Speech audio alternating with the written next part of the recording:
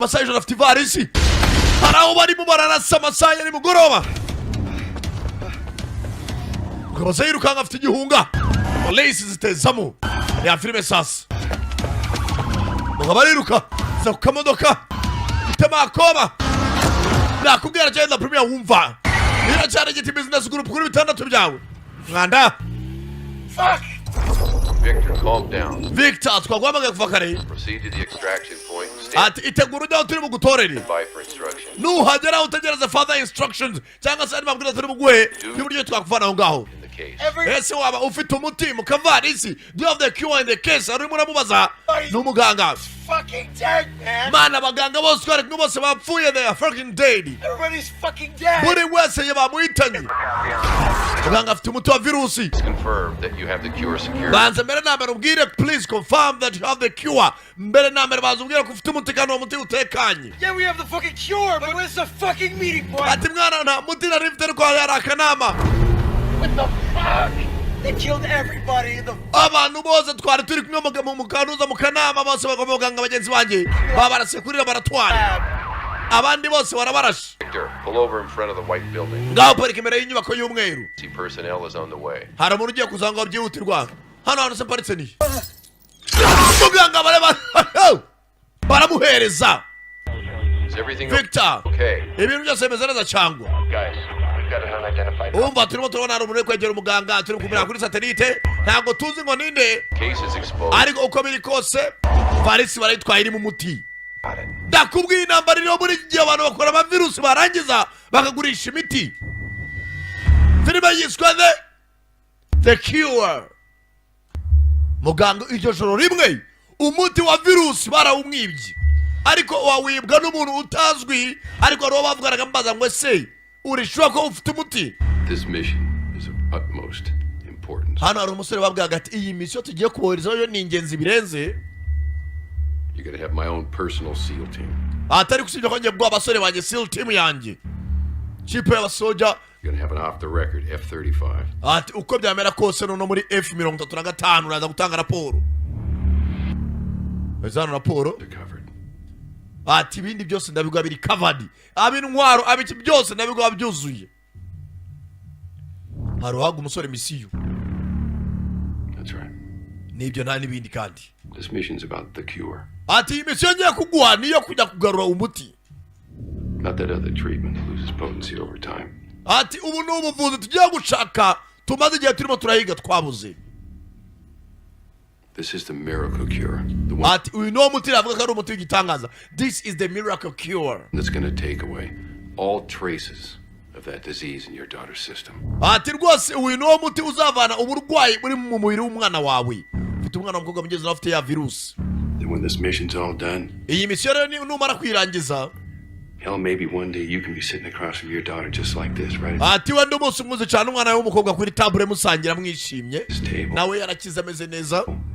She's eating a big old ice cream sundae. Nawe azaba arimo ararya ice cream nk'abandi bana bose nabanezerewe. One day and you look in her eyes and you see those eyes full of life. Ati rwose bizaba ari umunsi mwiza ubwo uzicara mu maso y'umwana wawe uriya mu maso yahuzuyemo ubuzima buzima. And you're gonna be very thankful. Hari ukuba ufite ubuzima ariko atari ubuzima buzima. Ati umunsi uzicara n'umwana ari kurya ice cream umureba mu maso uvuga ati koko umwana wanjye afite ubuzima buzima. Urumva? That I put you on this mission. Kandi ari benshi bazagushimira kuko uzaba warangije iyi mission. Bwatinze hari zazaga.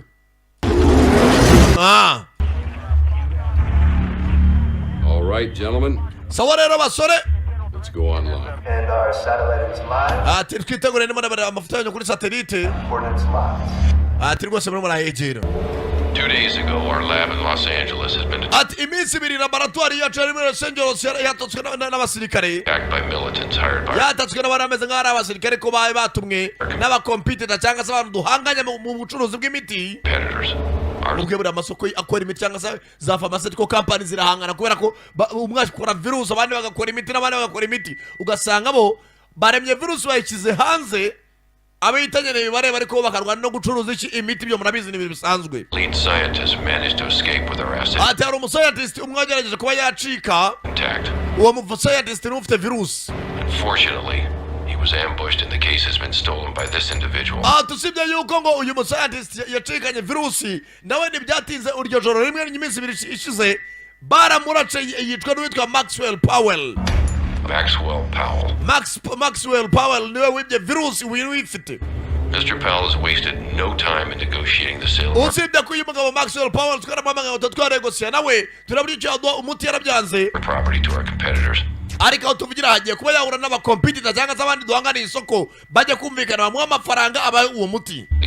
Maxwell Powell niwe wibye iki virus niwe wibye umuti wa virus. Rendezvous buyers at their head. Aho tuvugana hanga mu masaha 9 bwuzuye mu minota 35 amaze guhura n'abagiye gukora iki kuba bagura umuti. Quarters within the next 35 minutes. Mu gukora ibicoboka mu minota 35 badakunda ko aba yahura nabo mwe mwamaze kumwambura umuti. Your mission is to intercept the sale and bring my case back. Basore banje mission yanyu bahaye nta yindi n'ukumutangira mbere yuko ajya gukora iki guhura n'abaguzi cyangwa se abakompetitor bacu mukamwambura iriya case irimo umuti mukayigarura. Bruce, you'll drop Noah at his delivery point. From there on, Bruce araza guparika gatoya and he'll proceed on foot. Mugenzi wawe araza kuva mu modoka aca muri iryo shyamba n'ibirenge nk'uko muribona kuri satellite. Shortcuts and should be we araza guca mu nzira z'ubusamo checkpoints. Agende abatangiye kuza checkpoint. Bana yakabona baramubwiye uwitwa Noah. You will push Mr. Powell to checkpoint Alpha. Ati uwitwa Rip awaraza kuvamo ugende utangira imodoka yande ya Powell umuteshe kugira ngo ave mu modoka mugenzi wawe nawe uri manuka n'ibirenge amutangira imbere ahita mukora iki amwambura kavarisi. Delta team, your orders are Delta team mwica musabwa no kuguma mu modoka nta mwivange mu ntambara paka mubonye biramutse bizambye gatoya nibwo mwahita mwivanga mu ntambara. Sawa nyakuba turakumva ntago turi bwivange mu ntambara misiyo bari kugenda bumva yoroshye umwe arava mu modoka ajya manuka n'ibirenge ace mu ishyamba undi asa nk'umubatesha gatoya mugenzi wawe ahita yitambika mukore cyangwa mwambura kavarisi. Yamane ibintu biroroshye tugiye gufata umuntu umwe tureta dutaha barumva misiyo yoroshye dizi. Roger that. Saa turabyumva Roger that baratatana hano baca hakuno abandi bakomeza harya bafitemo n'indege 566 or 59 Sapphire uranyumva. This guy should provide you with any updates. Toraguma mu kirere aramutse hari ikizambere ko twakwiyambaza. If you need to take your doses, do it now. Bibaye byiza mwese mufite virusi mu mibiri yanyu mufite ya miti mutuma mumara amasaha 24 muyitere hakiri kare. Bose virusi barayanduye ariko afite imiti igabanya ubukana urabona iyo witeye hano ahitaza isaha y'amasaha 28. Taking your shot, man. Mwana wakwiteye urukingo se. We have 2 hours, bro. Mwana ndafite amasaha 2 imbere nta cyihutirwa. Before you take it. Shakuza kwitera usagaje amasegonda 10. Uwo mura mwana. Amuti turaba twahubonye. Things aren't cheap. All right, they're actually quite expensive. Mwana uyu muti urahenze twitonde. Tayara bari mu ndege nabo. Uyu nawe afite virusi muri we. Agiye kwitera wa muti ugabanya ubukana bwa virusi banga kujyamo. Base, my syringe is malfunctioning. I have less than... Umuti wanjye ntabwo urimo urakora kandi sigaje minota 40. 40 minutes is plenty of time to... Minota 40 ni myinshi bagarutse hano ku kibuga cy'indege. Turaza kugutera umuti utoje bana nta kibazo. Bazi ko misi minota 40 baraba irangije. This disease. Ati uyu muti uzarimbura iyi ndwara burundu. But before we can do that, ariko mbere ko tubikora, we must succeed today. We must succeed today. Uyu muti turasabwa gutsinda. Noah, your daughter's counting on you. Ati mukobwa wawe niwe yiringiye. Noah arangije avayo. Noah nawe babwiye ngo araza guca y'ishyamba amanuka n'ikirenge. Bagabo n'abakomanda simbuka mu modoka igenda we. This monkey gets all the action and we get to what? Dick around? Bana basenze bajya gukora mission tukuma mu modoka dutegereje paka. Aba Delta team baba babwiye ngo baraza kwivanga mu ntambara uko byakomeye. Uyu ne babwiye ngo aze guca iki y'amashyamba. Bana baciye amashyamba. Bana bategereze mugenzi wabo hehe. Ugasoze. Tugaturi muri position. Bana ba Delta team nabo bashyiramo baritegura. Tibikoresha. Bana babwiye ngo bagume mwikamyo yabo paka. Bombeje byakomeye. Now we wait. Abo turategereje. Okay. It's an ancient piece of shit. You should have brought the scar. Mwana ntabwo wakwazanye umuntu nabwo bakabaye wazanye inkovu. Hano aro babwiye ngo ategereze mu modoka ze gukora iki?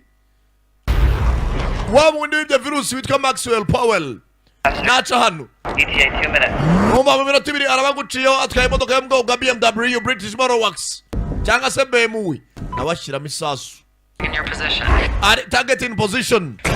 Agira umuziki wa stand music nawe arayicanira abonye umugabo ufite akavarisi aciyeho nawe arakurikira tayari cyakubwiye hano hey Heading west. arimo arerekera mu burengerazuba namwe mukurikiri heading west. Noah, target at 3 o'clock. musore muto 3 o'clock bite nawe ukurikiye nawe ukomeza mu burengerazuba bwa cyangwa mu burasirazuba tayari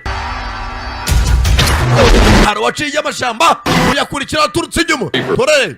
Go ahead and smoke him. Reaper gira vuba muhagarike bana y'igikoresho we ko filime tuyitangiye nababwiye uyu munsi nabaha show aracyari the premier wada for real midaya today the premier Sankara aya bakubwiye virusi yabaye bararwanira umuti we ubu wanazagenda muri laboratoire Coming in from the right.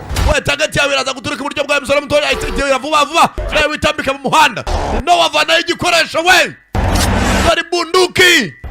Time to intercept 10. amasegonda 10 arabahingutse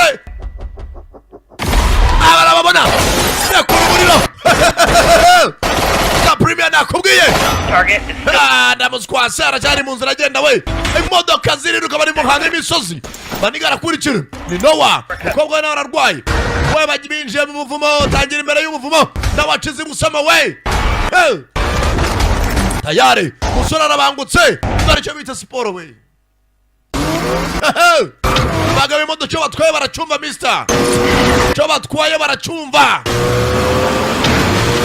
icyo bita ikankari mister twaye BMW abayita BMW ndakore pamu bikura ariko si yuko bagabo bakoze virusi nyuma yo gukora virusi banashyira umutima niwo bashaka gushyira ku isoko. Target reset. Scanning. Give me 10 seconds. Update. Wasare mutoya itegura mu masegonda 10 ugeze kuri waypoint About 2 clicks along. turimo turamurebera kuri satellite bari mu misozi Take the path on your left.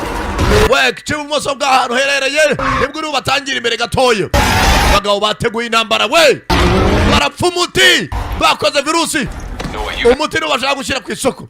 musore muto irukanga kuko umuti w'umwana wawe uyu nafite agakobwa karwaye virusi iri mu maraso yako gomba abona umuti afite impamvu abikora we bita impamvu abikora bagabo bica bita umuriro virusi bari intambara ziriho we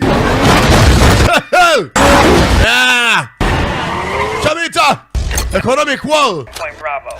we checkpoint Bravo mwitegure namwe arongera batangirira imbere namwe Bruce namwe mwitegure inyuma ya mugenzi wanyu dore icyuma we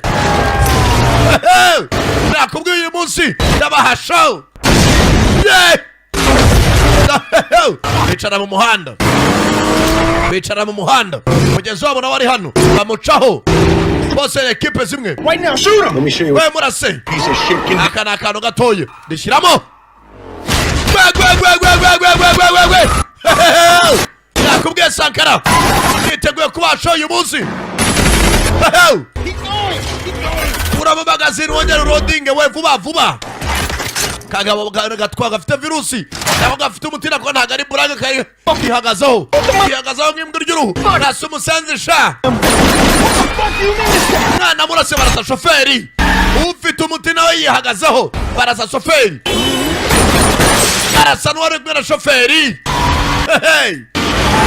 umwiye ariyo bambaranye yabo data we siri kwantegere dore icyo bita kabarangari yebwaga data we inambarira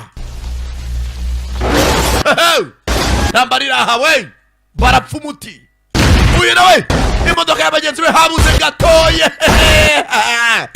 yebwe data we Is approaching checkpoint Bravo. umva ntabwo umugabo muramufata turi kumara kuri satellite haguruka musore mutoya Noah umugabo aracyari imbere akurikiwe na mugenzi wawe River niwe ukurikiye arangije ajya mu muhanda arabatega Reaper, you're gonna be in the car. River agenda agace ya mugenzi wawe ari imbere ya terasi uwo mugabo gira vuba vuba akiza tagati mena agatuza n'agatobagura mena agatuza tayari imodoka irenga imanga dore imodoka iyo wari wibye umuti nakubwiye aracyari samano ubu niyo yarangira mwaryohewe Sapphire 1, you're confirmed to get back to base. Wa mukobwa muto uri mu ndege utatagaruka kuri base nabona intambara irangiye.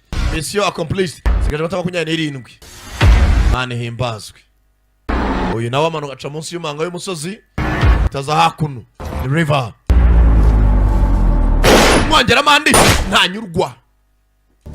Na muzimu wawe utazagaruka. Uyu nawe Noah vuba amanuka umusozi ajya kura mugenzi we. Oh, you did really good out there today. Basore Noah mukoze neza aho hasi.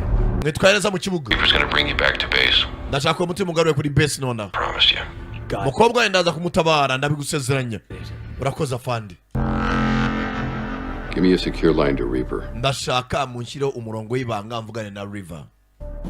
Fanda aravuga munshiro umurongo w'ibanga. Hano yavugiraga kuri ku murongo bose bahuriyeho nk'abantu ya mission. Araje aravuga ati bamwe umurongo w'ibanga avuganiraho nande na River. River ni ufite kano gaci gakesi karimo umuti. River zana umuti. Uzana mu modoka. Reaper. Noah's closing in on your location. Ati Noah mugenzi wawe arimo araza ahantu herereye urebe fande. Now I told him that the cure is for public release. Namubwiye ko uyu muti turuwe abaturage bose bagakira public release. But you and I know very, very well that that's not gonna happen. Ariko nge nawe turabizi ko uyu muti tutarubuhe isi yose kuko turashaka kubyaza amafaranga. Arimo arabwira uri mu modoka babandi batumane ku murongo w'ibanga. I need you to take him out. Ndashaka wice Noah. I understand, sir. Ndabyumva nyakubahwa. Fanda itabwira ufite umuti ngo bagenzi be bose abivugane harimo na Noah. Reba kugambanirwa ku misi irangiye. Avuyeyo Noah nabaza rwose misi irangiye. The case, huh? Nyuma na nyuma wabonye varisi mu muti. Yeah, man, you did good. Man ukoze neza bro. Ashiramo fire mode. Abazi by'imbunda buri imbunda ntabwo wapfa kurasa utamanuye buto ya fire mode. Yeah, man, you did good. Koze neza mwana. Arangije murebe kandi agatoki. Ashiramo fire mode. Arabibona. Murabye maso arahinduka. Menya yuko yagambaniwe. Arayizamura nawe atayizingura. Reba filime sasa. Ngiye kurasa. Manigara kwe parabangutse. Ni Noah. Bakozanyaho. Noah tayari. Magazine yashushe. Munda yashushe. Uyashiramo indi magazine. Noah abonye amasasu yakuruye. Noah kiri igitsi.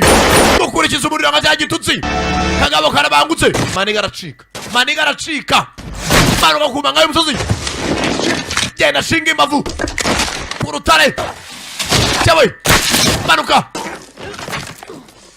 Cyawe datawe. Shinga umugongo. Ukurikiza amasasu. Ndakubwiye ibintu nk'ibi nta muntu wizera ubundi. What the hell is going on? Mwana Reaper bigenze bitaho ngaho. He's gone, sir. Arancitse fande. Jesus Christ. Mana nyagasani Jesus Christ. You just bring me my case. Zana imfunguzo zanjye. Muhigu wa musenzi. Sir. Bakira. Targets are Nyakubahwa. Corner. Abari baje kugura imiti turabona bafite imodoka nyinshi. Imodoka 9, 12, 15. Zirimo ziraza zegeraho Reaper ari kandi Reaper ni ufite umuti. 3 tells me enemy personnel. Reaper na muri ya mafoto afata kuri satellite. Umwanzi arimo araza aho ngaho abari baje kugura umuti banza baje kukwiba. Abanye ko agomba kubahereza koze iki atahageze. Barimo baraza aho ngaho. Yeah, aracyarisa Canada Premier umva. Narababwiye ngo ahantu honyine wasanga ibikoresho byo mu nzu byiza kandi bigezweho by'ikinyejana ni muri Kwizerwa Arts Furniture hariya ku Gisozi. Intebe nziza, masaramanje, bitako yo mu nzu, amagari de robe, ibitanda.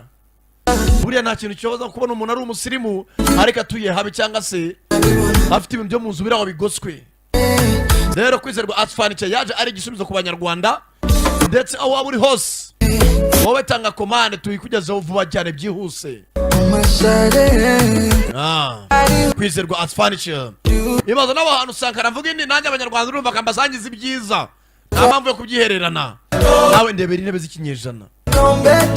Saramanzi byiza cyane. Hamwe udaterwa ipfunwe no kwemvita abantu iwawe. Kubera ukuntu haba hasa. Channel byinshi bihatandukanye ni kuri iyo nimero wahamagara Kwizerwa Arts Furniture cyangwa se no kuri IG kuri Instagram udusajya kuri Kwizerwa Arts Furniture.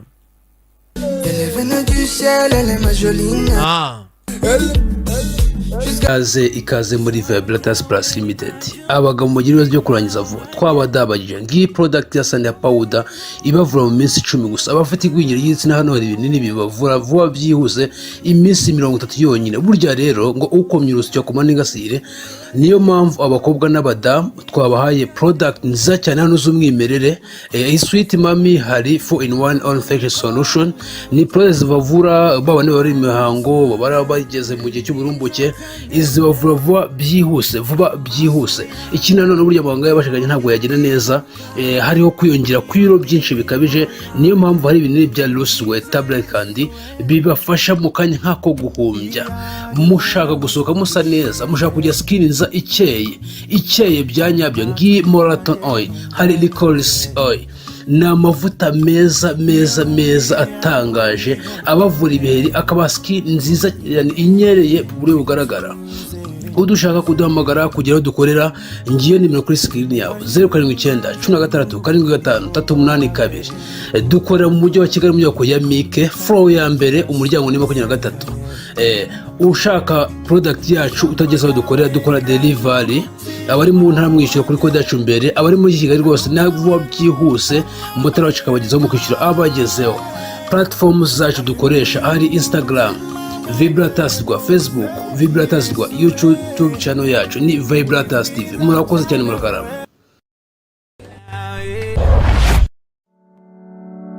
Dore ibintu bituma umugabo n'umugore bashakana: kubyara no kwagura umuryango, kugwiza ubutunzi, kugakubita ndetse no gukora byimazeyo.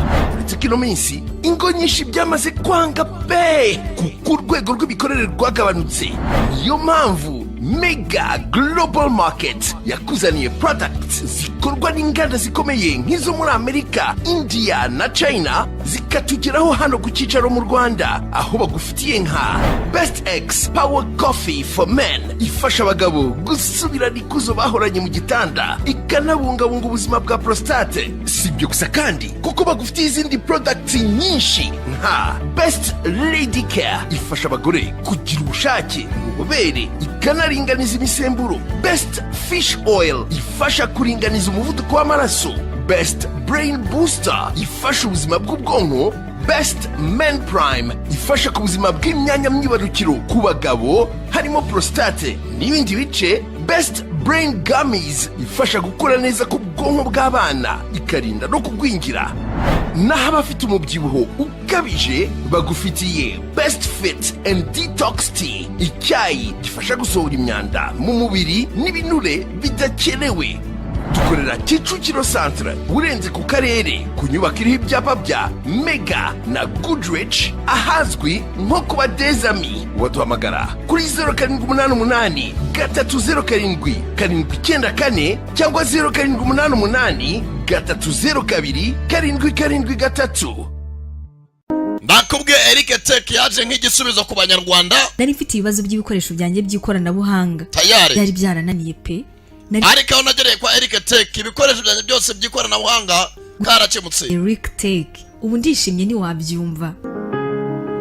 Kwa Eric Tech bazananjye sanga arajya gukoresha. Tubafite ibikoresho ni naho tugurira ibikoresho byose za laptop, desktop, laptop, amakamera zino za CCTV cameras yabiri by'amanyarwanda ndetse n'itagendanwa cyangwa desktop guhera ku bihumbi 80. Ntabwo ari ibyo gusa, tubafite CCTV camera zicunga umutekano wawe cyangwa se mu kazi kawe. Ibikoresho byose by'ikoranabuhanga byananiranye tubikora mu kanya nk'ako guhumbya bikaba bishya mu masegonda make cyane kwa Eric Tech. Akira abanyeshuri bashya mu bijyanye na IT, electronics ndetse kandi igitangaje kwa Eric Tech bigisha computer ariko ku mafaranga make cyane n'ibindi ku giciro nk'icy'umuneke hagati y'isoko na station cyangwa se mu mujyi kwa Rubangura. Ni mutugane tubafashe kuko dufite ibikoresho byongera ubumenyi bwanyu. Amarembo yacu arakinguye. Ku bindi bisobanuro hamagara nimero ziri kuri ekara yawe. Nimero nizo ngizo 0782510099 Eric Tech niwe muvugana. Noneho urumva ibaza nawe Sankara mbavuze ni banyarwanda mujyana abana banyu kwa Eric Tech bakora iki? bahinduke ba Bill Gates biga computer quand même encore présent. Waba ushaka kubyaza umusaruro imbuga nkoranyambaga zawe, waba ufite YouTube channel ushaka kongera aba subscribers na views bitakugoye, waba ushaka kongera aba followers bawe kuri Instagram na TikTok, like, comment ku mbuga nkoranyambaga zose byarakemutse. Jya ku rubuga www.twika.smm.com aho bagufitiye uburyo bwo kubona aba subscribers n'aba followers banyabo kuri izo mbuga zose mu buryo bworoshye cyane bitakugoye, maze nawe ugatangira kwinjirizwa n'imbuga nkoranyambaga nk'abandi bose. Kubijyanye n'ibiciroho ni nkaho ari ubuntu, wigira ikibazo, kandi aba followers n'aba subscribers aba ari abanyabo. Byumvikane ko ibyo uzajya ukora byose bazajya babikurikirana umunsi ku wundi. Ubu buryo burizewe cyane kandi burakora neza ku bantu bose bari mu Rwanda 100%, aho ushobora no kwishyura ukoresheje mobile money cyangwa cryptocurrency. Twigisha kandi tugatanga ubujyanama ku bijyanye no kubyaza umusaruro internet n'imbuga nkoranyambaga, gukora monetization kuri YouTube, Instagram, Facebook n'ahandi. Ku bindi bisobanuro mwabariza kuri nimero muri kureba kuri screen yanyu nona. Reba filime sasa. Nambarira cyakomeje. Shaka buryo cyava ngaho. Haje kombo y'imodoka nka 10 dore bimisiri. Chewe gadata we. Get out of there, go. Ripa vahonga onona abaje bafite igitwi gikoresha.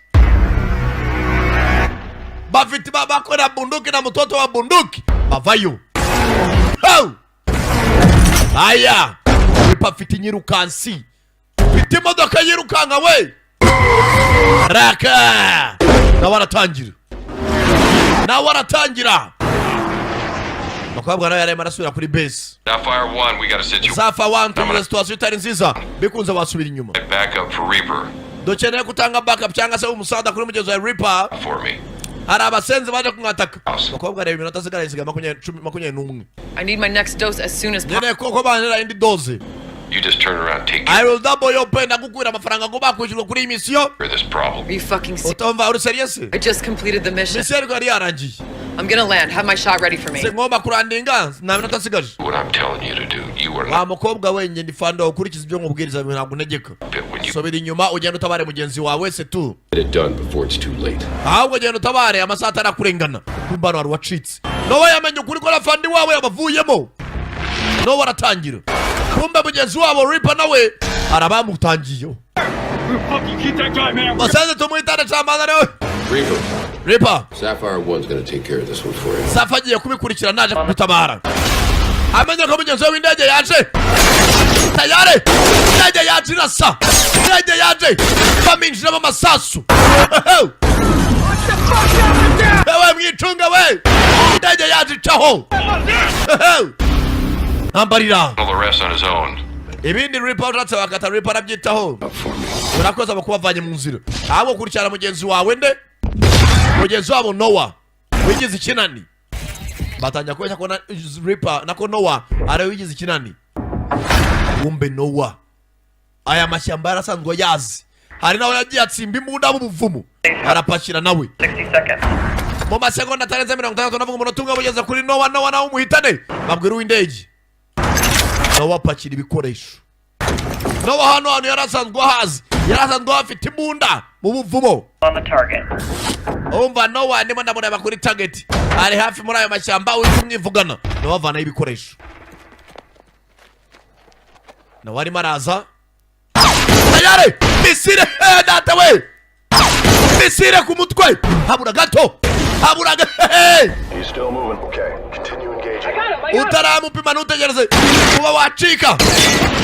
Akurikira ka Noah. Noah ni umusore mutubangutse. Aya. Hindura icyuma we. Hindura icyuma.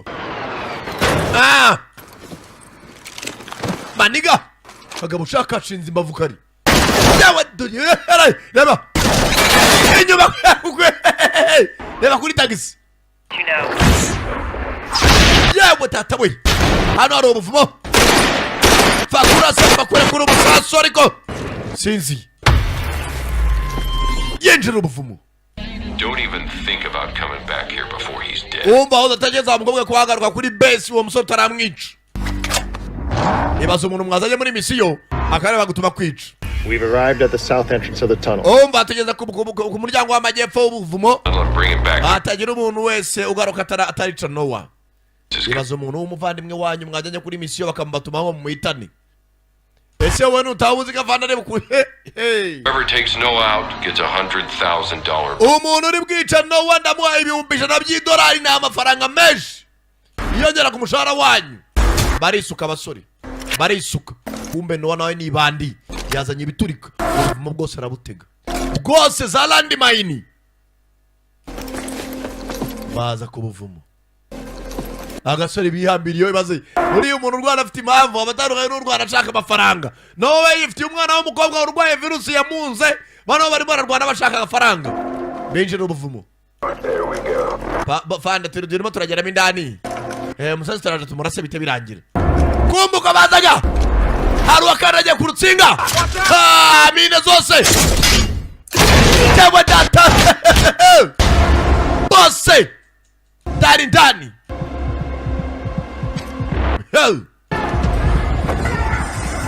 Rangije. Noah boy. Noah. Bagenzi be.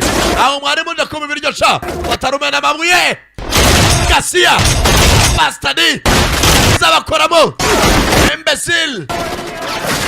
Kagabo. Nabasigaye hanze. Akiri tunda. Give me a sit rep. What's going on with now that we meze bit? Playing it now. Atrade tubicemure. Akivuga ngo abicemure hari wasotse nabi. Yewe data hari wababicemuriyo. Afande. Bigiye kuducemura aribyo biducemura. Agaruka turi bicemure. Kumbe ripa mu muhanda.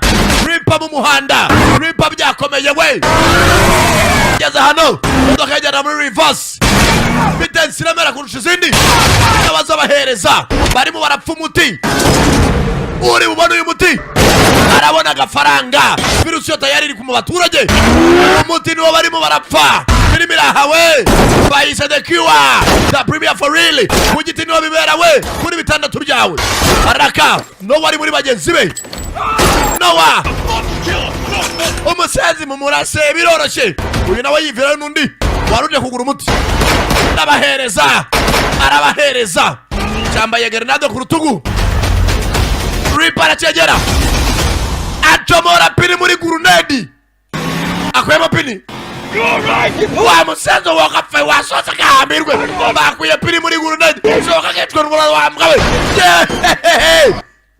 Chebwe data we. Pini miraha we. Nakubwiye sangara nazigiye we. Hani nambara.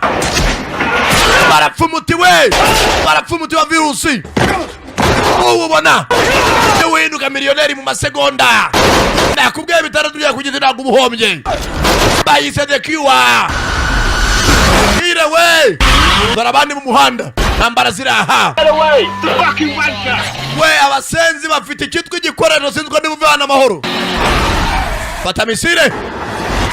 Kira muri tagati. Arangije afungura sentire. Raka ripa. Napima mapine. Ripa there. Bapima umusozi. Baridura umusozi. Dore amabuye y'umusozi. Chepe tatawi. Ripa. Yongera yicara mu modoka mw'ikankari. Yicara mw'ikankari. Ideya tudeya. Yewe mwihuze. Bihuta ikiko bahuta isosi. Bamennye umusozi. Yinjira ubuvumo. Amengia ndani ya buvumo. Arabaca inyuma y'ubuvumo sasa.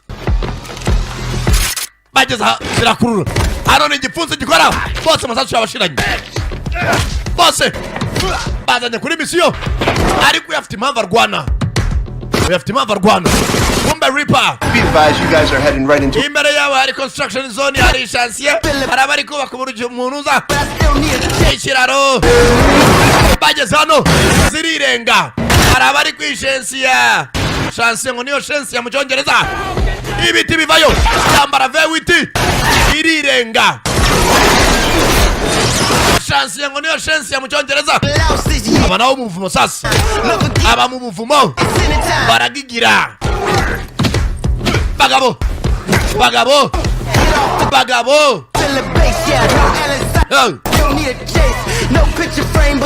Nambara we.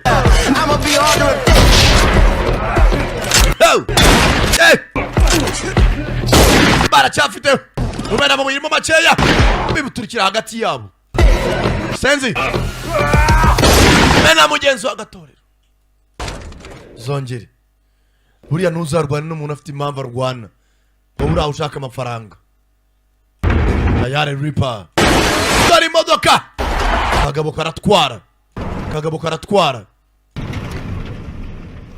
ageze hano ukandeba inyuma gatoya abagabo bara sasa abasenzi kanze mbongeze ngo burya nuho umuntu uzamwongeze nuho umuntu uzamuhera imwe azane yitwa gasafuriya we mashini gani y'urutambi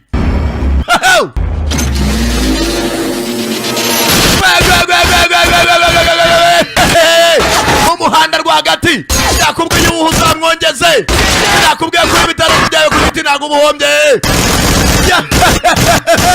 bamwishe Reaper yakubwiye da premier bari gupfa umuti virusi irari tayarageze mu baturage bari gupfa umuti ubona umutafite amamiliyari dore ibyo biti intambara y'umuti we n'iyi filime ni umuti urayisanga ku giti dawa ya moto ni igiti natangira umbe mugenzi we Nowa yagambaniwe buriya ngo uw'Imana igishizeho akaboko niyo waroga inshuro 100 ntacyo yaba akagabo karacyari kazima kagabo kavayo kamenya ukuri harafite kanuza arebera abo bagenzi babo baherereye bakiri bazima abona hasigaye umwe Reaper nande nuri mu ndege kagabo gafite umutima kagabo gafite umutima arimo aragenda nawe inyuma ye wa mukobwa Zafal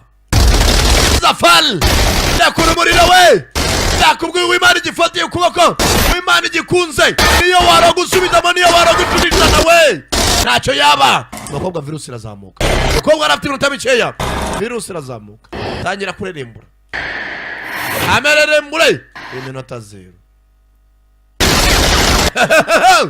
arwana n'ubuzima arahanyanyaza ariko manega yitsimba hakuno manuka munsi y'ikiraro manuka munsi yo ku kinamba bana y'ibikoresho duhangane kumbe ubwo amanura indege ukontorora indege byanze maniga nakubwiye umukobwa nawe ubuzima buri habi umukobwa nawe arimo ararerembura ukontorora indege bitangira kwanga maniga yarataye imbunda subira inyuma afata igikoresho shyiramo yirekuriraho baneza kuri mugenzi we binjira amasaza ashyiramo indi magazine Tayari mugenzi we yagize gutya asimbutsamo intebe indege yabuze kontorori yewe tahabura gato Nowa ahagabo nawe umugabo narenga ntago azapfa pe umugabo gupfa ko biri kuri rangije hano harabazaga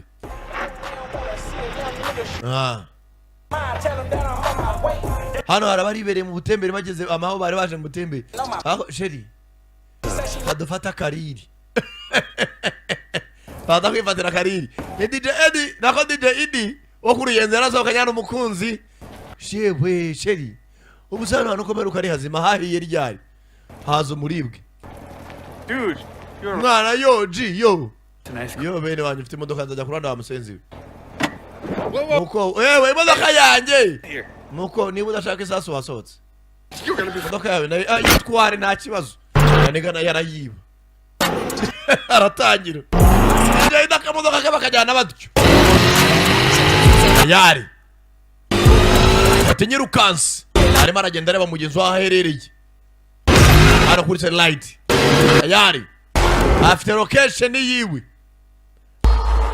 after mission yari yahawe aranje mission baramubitrayinga after mission kobwa arafunguye umutaka buzima buri habi ni Zafal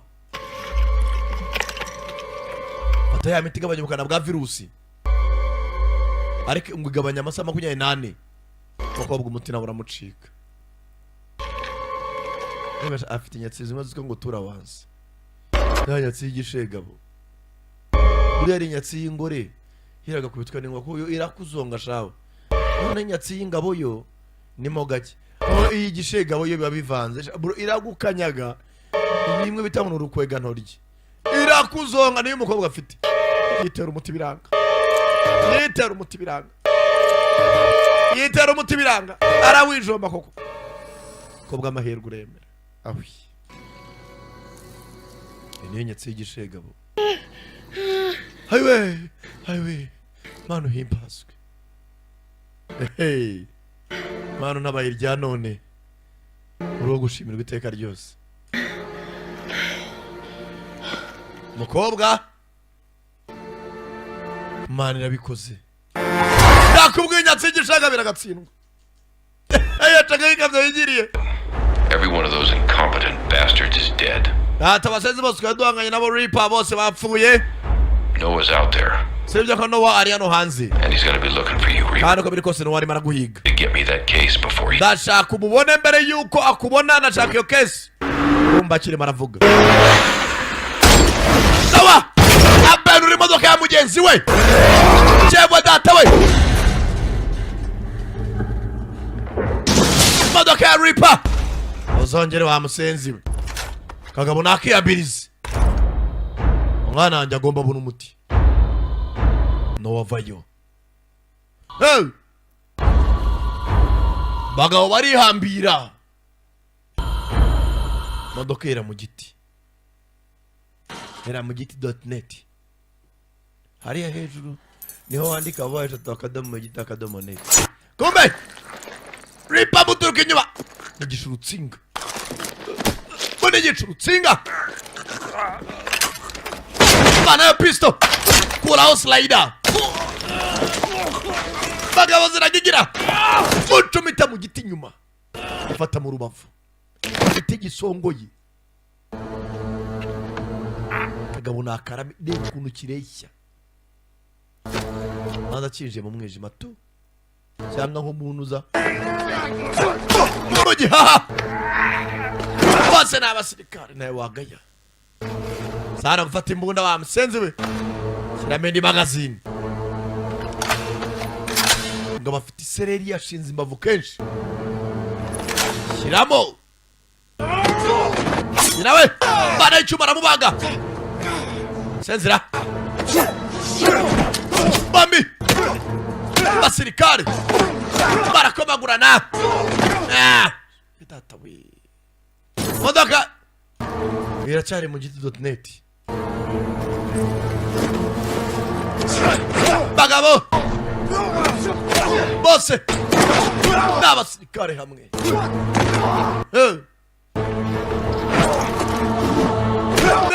Deturune. Bagabo karabangutse we.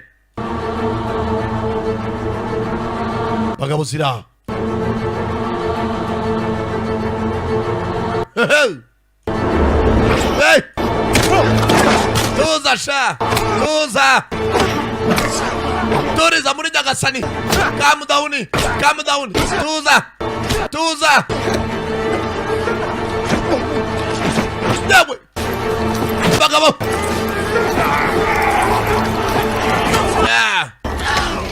Shingisha umugongo! Kandi ingoto! Bipfunsi ikigabo kirakomeye! N'abafata ingoto n'abarayikanda nakiniga ariko bose baranigana bose n'abasore mushyira hagati y'ibiti amamodoka iramanuka namuniga umugabo tangira kuririmbura kandi ingoto fata ingoto arayikanda kagabo tangira kubona ibiyeziyezi tangira kubona haje uruburo iyo umuntu agiye gupfa abona ibintu bidahari kanzi ngo tumugabo nari mu rubura. Hey! Ariko ukabona urupfa kabona imbunda. Abagaraga akanyamasengesho. Yarakanize. Gaza kafate utachi. Gakurura imbunda. Karangire karayegura. Reba filime. Reaper kirangaye. Reba filime. Aye. Mugatuza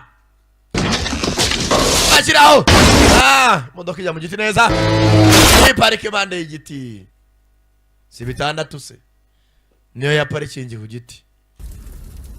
Hey warangiza ugakubita n'umugabo ngo urabona wowe abasirikare baba barariwe ntuzakinisha umusoja niyo yaba ari retired ujye ugenda gake. Abagabo baba baraciye mu bintu bikomeye warangiza ukazana igikoma ngo urabona ngo kamaze ngo urabona ngo twarakuranye ngo kwa padiri kuri paruwasi. Civilian ijya ufunga umunwa no kubita n'umusirikare ugenda gake.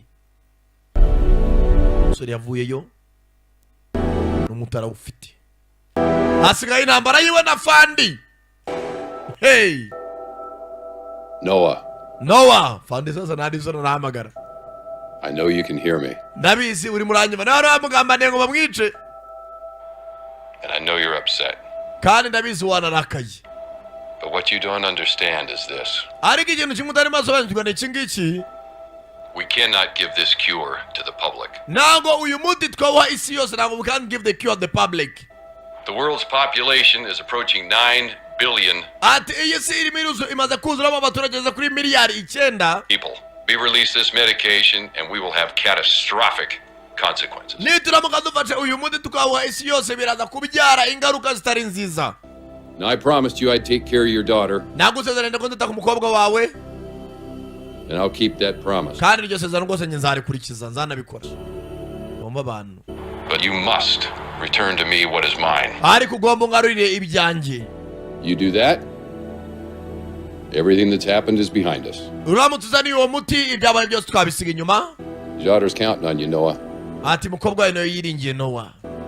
And you are running out of time. Kandi igihe kirimo kirakurengana. Oya. Are running out of time. Ahubwo Fandi nayo igihe cyarenganye. Ntabwo igihe kirandengana afite umuti w'umwana wanjye.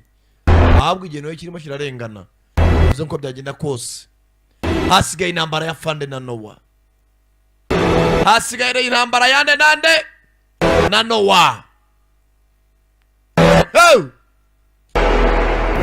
Iyi filime niba ifite kabiri yayo nibyo nazi. Ariko byamera kose ntabwo yabura. Biraherera he. Ibi byo muzabona muri kabiri we. Musora hangaye na Fandi. Bamwohereza abandi basirikare. Nimuzacikwe da Premier Firile. Ndabakunda cyane cyane. Kwanza ndi wano umubonjo. Ya aracari sakala da Premier umva. Narabwiye ngo ahantu honyine wasanga ibikoresho byo mu nzu byiza kandi bigezweho by'ikinyejana ni muri Kwizerwa Arts Furniture hariya ku Gisozi. Intebe nziza, masaramanje, bitako yo mu nzu, amagariderobe, ibitanda. Buriya nta kintu cyoza kubona umuntu ari umusirimu ariko atuye habi cyangwa se afite ibintu byo mu nzu biraho bigoswe. Rero Kwizerwa Arts Furniture yaje ari igisubizo ku banyarwanda ndetse aho waba uri hose. Wowe tanga komande tuyikugezeho vuba cyane byihuse. Kwizerwa Arts Furniture. Ibaza n'abantu usanga aravuga indi nanjye abanyarwanda urumva kambasangiza ibyiza. Nta mpamvu yo kubyihererana. Nawe ndebera intebe z'ikinyejana. Saramanzi byiza cyane. Hamwe udaterwa ipfunwe no kwemvita abantu iwawe. Kubera ukuntu haba hasa. Chene byinshi bitandukanye ni kuri iyo nimero wahamagara Kwizerwa Arts Furniture cyangwa se no kuri IG kuri Instagram udusazanye kuri Kwizerwa Arts Furniture.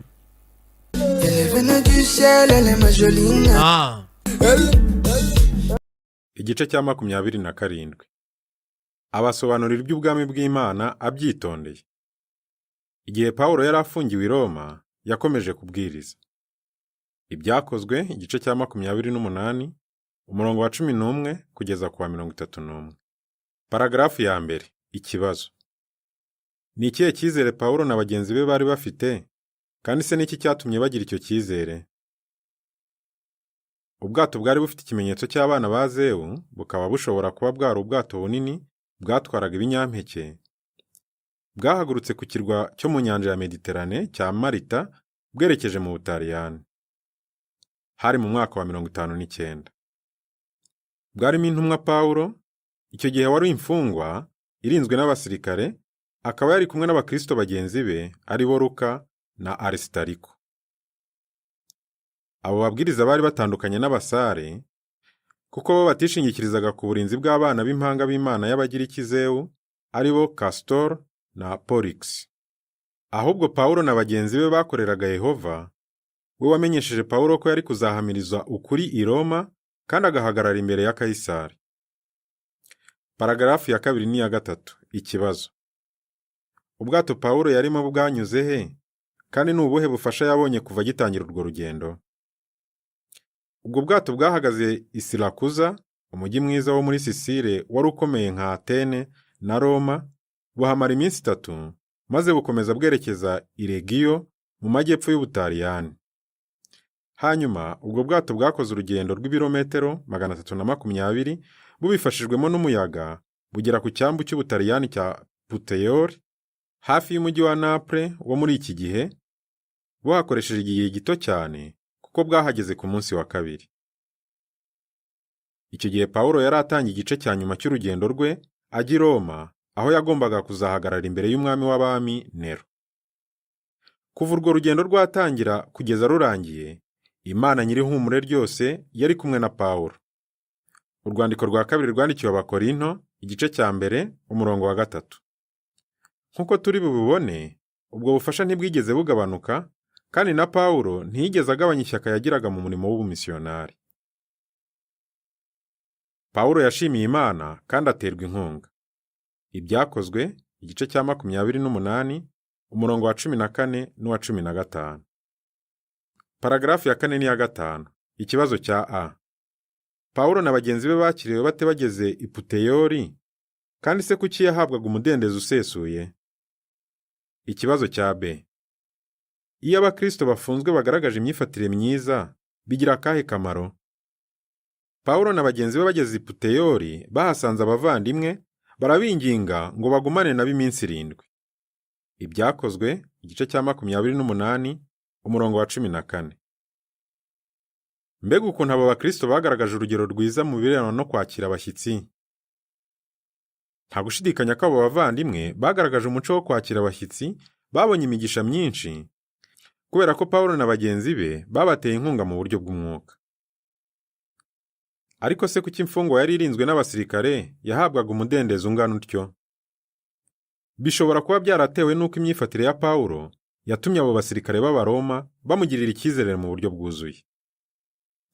Mu buryo nk'ubwo muri iki gihe, igihe abahamya ba Yehova babaga bari muri gereza no mu bigo byakoranyirizwagamo imfungwa, akenshi bahabwaga umudendezo udasanzwe bitewe n'imyifatire yawo ya Gikristo.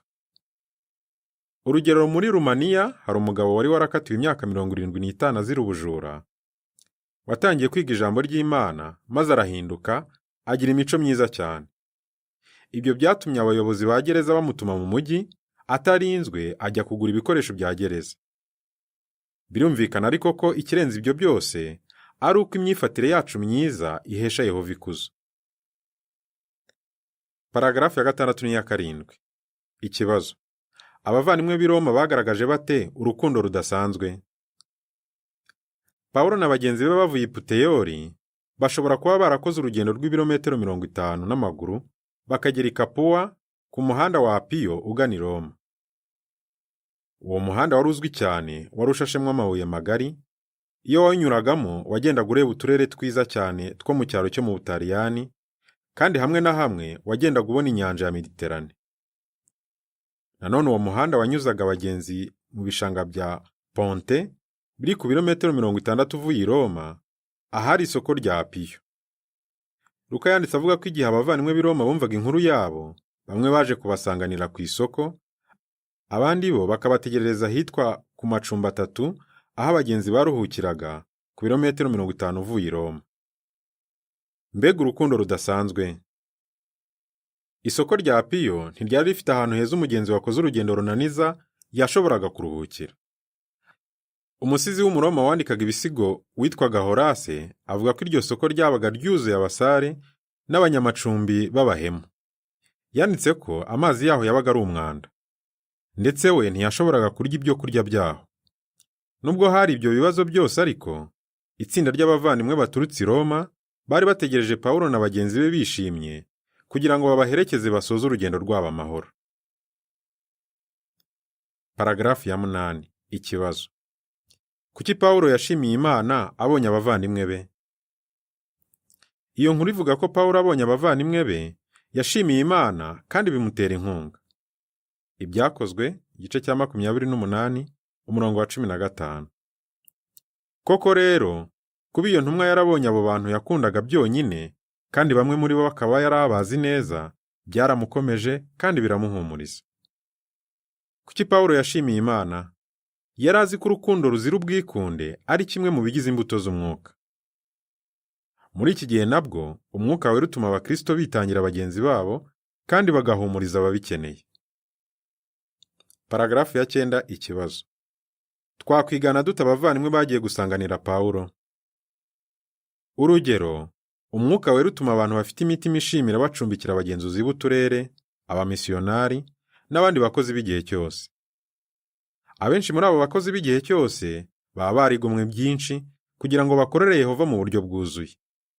Ibaza uti, ese nshobora gukora byinshi kugira ngo nshyigikire uruzinduko rw'umugenzuzi usura amatorero, wenda nkamucumbikira we n'umugore we niba yarashatse? Ese nshobora gushyiraho gahunda yo kujyana nabo kubwiriza? Nubigenza utyo uzabona imigisha myinshi. Urugero, tekereza ukuntu abavandimwe b'i Roma bishimye igihe Pawulo na bagenzi be bababwiraga amakuru menshi ateye inkunga. Kavugwa n'aba ahantu hose. Ibyakozwe igice cya 28 umurongo wa 16 kugeza ku wa 22. Paragarafu ya 10. Ikibazo. Igihe Pawulo yari i Roma yabayeho ate kandi se yakoze iki akigerayo? Amaherezo bageze i Roma maze Pawulo yemererwa kuba ukwe, ariko ahabwa umusirikare umurinda. Ibyakozwe igice cya 28 umurongo wa 16. Ababaga bafunzwe mu buryo bworoheje, ubusanzwe babaga bafite umunyururu bahuza n'umurinzi kugira ngo badatoroka. Nubwo byari bimeze bityo, Pawulo yakomeje kuba umubwiriza w'ubwami kandi umunyururu ntiwashoboraga kumucecekesha. Niyo mpamvu amaze kuruhuka iminsi 3, yateranyije abari bakomeye bo mu Bayahudi b'i Roma kugira ngo abibwire kandi ababwirize. Paragarafu ya 11 n'iya 12. Ikibazo. Igihe Pawulo yavuganaga na bagenzi be b'Abayahudi, yagerageje ate gukuraho urwikekwe urwo ari rwo rwose bashobora kuba bari bafite? Pawulo yarababwiye ati, bavandi, nubwo nta kosa nakoreye aba bantu cyangwa ngo ngire icyo nkora kinyuranyije n'imigenzo ya ba sogokuruza, i Yerusalemu bampaye Abaroma bangira imfungwa. Bamaze kugenzura ibyanjye bashaka kundekura kuko nta mpamvu babonye yo kunyica. Ariko kubera ko Abayahudi bakomeje gusakuza babirwanya, byabaye ngombwa ko njuririra Kayisari, ariko bidatewe nuko hari icyo mbarega. Ibyakozwe igice cya 28 umurongo wa 17 kugeza ku wa 19. Igihe Pawulo yitaga Abayahudi bari bamuteze amatwi abavandimwe, yageragezaga gushaka icyo bahuriraho kandi yifuzaga ko badakomeza kumwishisha. Nanone yasobanuye mu buryo bwumvikana neza ko atarazanywe no gushinja bagenzi be b'Abayahudi, ahubwo ko yaraje kujuririra Kayisari. Icyakora Abayahudi b'i Roma ntibari barigeze bumva iby'ubujurire bwa Pawulo. Kuki Abayahudi b'i Yudaya bashobora kuba bataramenyesheje abandi ayo makuru? Hari igitabo cyagize kiti, ubwato Pawulo yarimo bushobora kuba ari bwo bwa mbere bwageze mu Butaliyani nyuma y'igihe cy'amezi y'imbeho, mbere y'uko abari bahagarariye ubuyobozi bw'Abayahudi Yerusalemu bahagera, cyangwa ibaruwa isobanura icyo kibazo. Paragarafu ya 13 n'iya 14. Ikibazo. Pawulo yatangiye ate kuvuga iby'ubwami kandi se twakwigana dute urugero rwe? Pawulo yatangiye kubabwira ibyerekeye ubwami akoresheje amagambo yari gutuma Abayahudi bari bamusuye barushaho kugira amatsiko. Yarababwiye ati, mu by'ukuri icyo nicyo cyatumye ninginga nshaka kubonana namwe no kugira icyo mbabwira, kuko ibyiringiro by'Abisirayeli ari byo byatumye mboheshwa uyu munyururu. Ibyakozwe igice cya 28 umurongo wa 20. Birumvikana ko ibyo byiringiro byari bishingiye kuri Mesiya n'ubwami bwe, nk'uko itorero rya Gikristo ryabitangazaga. Abakuru b'Abayahudi baramushubije bati, turabona bikwiriye ko twumva ibitekerezo byawe, kuko mu by'ukuri tuzi ko ako gatsiko k'idini kavugwa n'aba ahantu hose. Ibyakozwe igice cya 28 umurongo wa 22. Mu gihe tubonye uburyo bwo kubwiriza ubutumwa bwiza, dushobora kwigana Pawulo, tukavuga amagambo akangura ibitekerezo, cyangwa tukabaza ibibazo bituma abaduteze amatwi bashimishwa.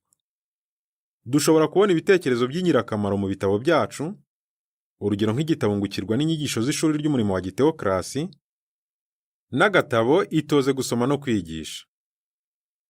Mbese ukoresha neza ibyo bitabo by'imfashanyigisho za Bibiliya?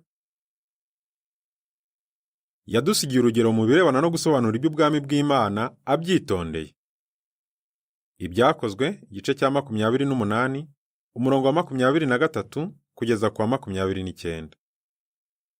Paragrafu ya 15 ikibazo.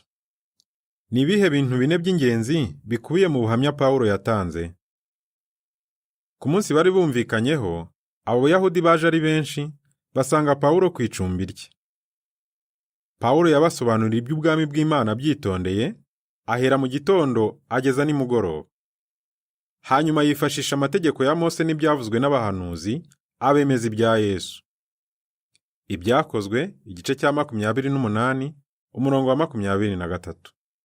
Ubuhamya Pawulo yatanze bukubiyemo ibintu bine by'ingenzi. Icya mbere, yibanze ku bwami bw'Imana.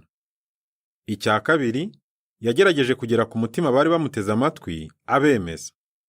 Icya gatatu, yabafashije gutekereza ku byanditswe. Icya kane, yagaragaje imyifatire izira ubwikunde, akomeza kubabwiriza, ahera mu gitondo ageza nimugoroba. Mbega urugero rwiza yadusigiye! None se byagize akahe kamaro? Bamwe barizeye, ariko abandi ntibizera. Luka avuga ko abantu bacitsemo ibice, maze bagahita bigendera. Ibyakozwe igice cya 28 umurongo wa 24 n'uwa 25a. Paragrafu ya 16 kugeza ku ya 18 ikibazo. Kuki Pawulo atatunguwe nuko Abayahudi b'i Roma banze kwemera ubutumwa yababwiraga, kandi se twagombye kumva tumeze dute mu gihe abantu banze ubutumwa bwacu? Ibyo ntibyatangaje Pawulo, kuko byari bihuje n'ubuhanuzi bwa Bibiliya, kandi akaba atari ubwa mbere yari abonye abantu bitwara batyo. Niyo mpamvu Pawulo yabwiye abanze kumva ibyo yababwiraga bakagenda ati, Umwuka Wera wabivuze ukuri, ubwo wabwiraga ba sogokuruza banyu binyuze ku muhanuzi Yesaya. Waravuze uti, sanga abo bantu babwira uti, muzumva ariko ntimuzasobanukirwa. Muzareba ariko ntacyo muzamenya. Aba bantu ntibumva. Ibyakozwe igice cya 28 umurongo wa 25b kugeza ku wa 27. Ijambo ry'umwimerere ryahinduwemo ngo ntibumva ryumvikanisha umutima wagiyeho ibinure byinshi, bigatuma ubutumwa bw'ubwami butawinjiramo. Mbega ibintu bibabaje! Pawulo yashoje avuga ko ubwo butumwa Abayahudi bari bamuteze amatwi banze, abanyamahanga bari kuzabwumva nta kabuza. Ibyakozwe igice cya 28 umurongo wa 28. Koko rero, iyo ntumwa yashoboraga kubivugana ubutwari, kuko yari yariboneye abanyamahanga benshi bitabiriye ubutumwa bw'ubwami. Kimwe na Pawulo, ni mucyo natwe tujye twirinda kurakara mu gihe abantu banze ubutumwa bwiza. N'ubundi kandi, tuzi ko abantu bake cyane ari bo babona inzira igana ku buzima. Byongeye kandi, mu gihe abafite imitima itaryarya bahindukiriye ugusenga k'ukuri, tujye twishima kandi tubakirana urugwiro. Yababwirizaga iby'ubwami bw'Imana. Ibyakozwe igice cya 28 umurongo wa 30 n'uwa 31. Paragrafu ya 19 ikibazo. Ni mu buhe buryo Pawulo yakoresheje neza igihe cye? Luka asoza inkuru yavuga amagambo atera inkunga rwose, kandi asusurutsa umutima, agira ati, nuko Pawulo amara imyaka 2 yose aba mu nzu yakodeshaga, kandi abazaga kumusura bose yabakiraga bishimiye, akababwiriza iby'ubwami bw'Imana, kandi akabigisha iby'Umwami Yesu Kristo afite ubutwari, nta kintu na kimwe kimubangamiye. Ibyakozwe igice cya 28 umurongo wa 30 n'uwa 31. Mbega ukuntu yatanze urugero rwiza mu birebana no kwakira abashyitsi, kugaragaza ukwizera n'ishyaka. Paragarafu ya 20 n'iya 21 ikibazo. Vuga zimwe mu ngero z'ab'umurimo Pawulo yakoreye i Roma wafashije. Umwe muri abo bantu Pawulo yakiranye urugwiro ni umugaragu w'i Kolosayi witwaga Onesimo wari waratorotse shebuja. Pawulo yafashije Onesimo ahinduka umukristo, hanyuma Onesimo nawe abera Pawulo umuvandimwe we yakundaga kandi wizerwa. Pawulo yaravugaga ati, umwana wanjye Onesimo uwo nabyaye. Filemoni umurongo wa 10 kugeza ku wa 12. Onesimo agomba rwose kuba yarateraga Pawulo inkunga cyane.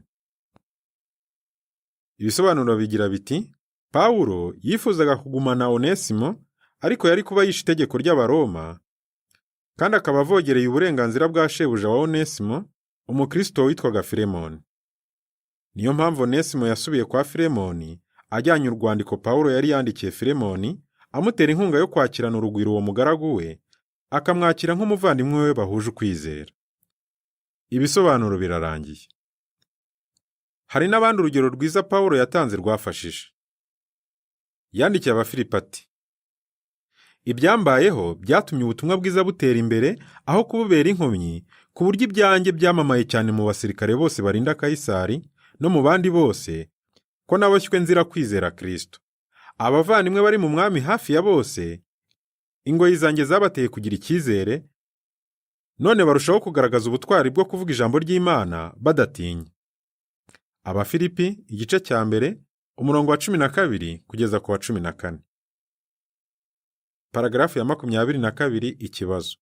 Ni mu buhe buryo Pawulo yakoresheje neza igihe yari afite ubwo yari afungiwe i Roma? Pawulo yakoresheje neza igihe yari afite ubwo yari afungiwe i Roma, yandika amabaruwa y'ingenzi, ubu akaba ari amwe mu bigize ibyanditswe by'ikigiriki bya Gikristo. Ayo mabaruwa yagiriye akamaro abakristo bo mu kinyejana cya mbere yandikiwe. Natwe amabaruwa Pawulo yanditse adufitiye akamaro kuko inama zahumetswe yatanze ari iz'ingenzi muri iki gihe nk'uko byari bimeze igihe zandikwaga. Ibisobanuro by'inyongera. Amabaruwa 5 Pawulo yanditse afungiwe i Roma bwa mbere. Mu mabaruwa Pawulo yanditse 5 muri yo yanditswe ahagana mu mwaka wa 60 kugeza ku wa 61 igihe yafungirwaga i Roma bwa mbere. Mu ibaruwa Pawulo yandikiye mugenzi we Filemoni bari bahuje ukwizera, yasobanuye ko umugaragu wa Filemoni wari waramutoretse witwaga Onesimo yari yarahindutse umukristo. Pawulo yari se wa Onesimo mu buryo bw'umwuka, kandi yohereje uwo mugaragu utari ufite icyo amaze mbere, asubira kwa shebuja ari umuvandimwe w'umukristo. Mu ibaruwa Pawulo yandikiye Abakolosayi yagaragaje ko Onesimo yabanaga nabo. Onesimo na mugenzi we w'umukristo witwaga Tukiko niwe bahawe inshingano yo kujyana ayo mabaruwa yombi tumaze kuvuga, hamwe n'ibaruwa Pawulo yandikiye Abefeso. Igihe Pawulo yandikiraga Abafilipi yavuze iby'ingoyi ze kandi avuga imimerere y'uwari ujyanye iyo baruwa. Icyo gihe ikaba yari itwawe na Epafuradito. Abafilipi bari barohereje Epafuradito ngo ajye gufasha Pawulo. Ariko Epafuradito yararwaye ndetse yenda gupfa. Nanone yarihebye kubera ko Abafilipi bumvise ko yari yararwaye. Niyo mpamvu Pawulo yababwiye ko bagombaga kujya bubaha cyane abantu bameze batyo. Abafilipi igice cya 2 umurongo wa 25 kugeza ku wa 30. Ibaruwa yandikiwe Abaheburayo yari igenewe Abakristo b'Abaheburayo bo muri Yudaya. Nubwo iyo baruwa itagaragaza uwayanditse, hari ibihamya byemeza ko ari Pawulo. Yanditswe mu buryo Pawulo yandikagamo. Pawulo yohereje intashyo z'abavandimwe bo mu Butaliyani, kandi avuga ko Timoteyo yari kumwe nawe i Roma. Ibisobanuro birarangiye. Paragarafu ya 23 n'iya 24 ikibazo. Ni mu buhe buryo Abakristo benshi bo muri iki gihe biganye Pawulo bakagaragaza imyifatire myiza nubwo bafunzwe barengana? Igihe Pawulo yafunguriwe ntikivugwa mu byakozwe, ariko yari amaze imyaka inafunzwe. Ibiri akaba yarayimaze i Kayisariya, indi 2 akayimara i Roma. Icyakora yakomeje kurangwa n'icyizere kandi yakoraga ibyo ashoboye byose mu murimo w'Imana. Mu buryo nk'ubwo, abagaragu ba Yehova benshi muri iki gihe bakomeje kurangwa n'ibyishimo kandi bakomeza kubwiriza nubwo bafunzwe barengana bazira ukwizera kwabo. Reka dufate urugero rwa Adolfo wafungiwe muri Espanye azira kutivanga muri politiki. Hari umusirikare wamubwiye ati, uradutangaza cyane, twakomeje kugukorera ibintu bibi cyane, ariko uko twarushagaho kukugirira nabi niko warushagaho kurangwa n'akanyamuneza, kandi buri gihe wavugaga neza. Byageze aho bizera Adolfo cyane ku buryo batari bagikinga urugi rwa kasho yari afungiwemo. Abasirikare bazaga kumusura bakamubaza ibibazo byerekeranye na Bibiliya, ndetse umwe mu barinzi yajyaga muri kasho ya Adolfo gusoma Bibiliya, Adolfo agacunga ko hagira uza. Bityo imfungwa niyo yarindaga umurinzi wa gereza. Turifuza ko urugero rwiza rw'abo bahamya bizerwa rwatuma turushaho kugaragaza ubutwari bwo kuvuga ijambo ry'Imana tudatinya, kabone niyo twaba turi mu mimerere igoranye. Ibisobanuro by'inyongera. Ubutumwa bwiza bwabwirijwe mu baremwe bose. Ahagana mu mwaka wa 61, igihe intumwa Pawulo yari afungiwe i Roma, yanditse ko ubutumwa bwiza bwari bwarabwirijwe mu baremwe bose bari munsi y'ijuru. Abakolosayi, igice cya mbere, umurongo wa 23. Ayo magambo twagombye kuyumva dute? Bisa naho Pawulo yashakaga gusobanura muri rusange ukuntu ubutumwa bwiza bwari bwarageze kure. Urugero, mu kinyejana cya 4 mbere ya Yesu, Alexandre Rogra yari yarageze muri Aziya ku mupaka w'Ubuhinde. Mu mwaka wa 55 mbere ya Yesu, Yuriyo Kayisari yateye Ubwongereza, kandi mu mwaka wa 43 Karawudiyo yari yarigaruriye igice cy'amajyepfo cy'icyo kirwa, akigira intara y'ubwami bwa Roma. Uburasirazuba bwa kure nabwo bwari buzwi kuko ariho haturukaga imyenda y'ihariri. None se ubutumwa bwiza bwari bwarabwirijwe mu Bwongereza, mu Bushinwa no mu burasirazuba bwa Aziya? Uko bigaragara bwari butarabwirizwayo. Koko rero, igihe Pawulo yandikiraga Abakolosayi, yari ataragera ku ntego yari yarishyiriyeho, nkuko yabivuze mu mwaka wa 56 yo kubwiriza mu ifasi yari itarabwirizwamo yo muri Espanye. Icyakora ahagana mu mwaka wa 61 ubutumwa bw'ubwami bwari buzwa ahantu henshi. Nubwo bwari butaragera mu tundi duce, bwari bwarageze mu turere Abayahudi n'abandi bahindukiriye idini ry'Abayahudi babatijwe kuri Pentekote yo mu mwaka wa 33 bari batuyemo, ndetse no mu tundi turere intumwa za Yesu zagezemo. Ibisobanuro birarangiye.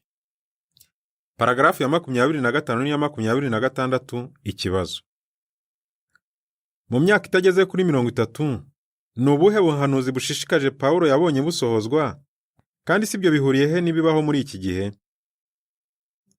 Inkuru ishishikaje yo mu gitabo cy'Ibyakozwe isoza ivuga iby'intumwa ya Kristo yari ifungiwe mu rugo, yabwirizaga iby'ubwami abazaga kuyisura bose.